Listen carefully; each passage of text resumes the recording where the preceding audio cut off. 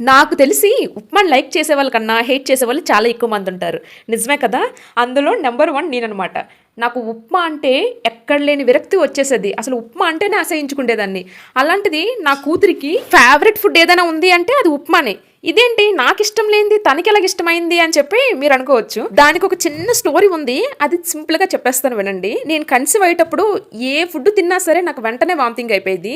నాకు ఉప్మా మీద ఎక్కడ లేని క్రేవింగ్స్ వచ్చాయన్నమాట. ఉప్మా తినాలి, తినాలి, తినాలి అనిపించేది. రోజు ఉప్మా పెట్టినా సరే తినేసేదాన్ని. ఉప్మా కావాలి అని చెప్పి అడిగేదాన్ననమాట మా మమ్మీని. అంత ఇష్టంగా తినేదాన్ని. అప్పుడు నాకు అనిపించేది ఏంటంటే నా ఫేవరెట్ ఫుడ్ ఏది అప్పుడు నాకు నచ్చేది కాదు. నాకు ఇష్టం లేనివే నేను ఎక్కువగా తినేదాన్ని. ఎందుకలా తిన్నానో ఇప్పుడు అర్థమవుతుంది. తిని ఫేవరెట్ ఫుడ్ నా నోటి ద్వారా ఇది తినేదనమాట. నిజమే కదా? ఉప్మా అంటే దీనికి ఎంత పిచ్చి అంటే ఇడ్లీ కావాలా, దోశ కావాలా, ఉప్మా కావాలని అడిగితే ఉప్మా కావాలని చెప్తుంది. వీడియోలో చూడండి ఉప్మా ఎంత చక్కగా తింటుందో తన చేతితోటి. మీకు కూడా ఉప్మా ఇష్టమా? అయితే కనుక కింద కామెంట్ చేసి చెప్పండి.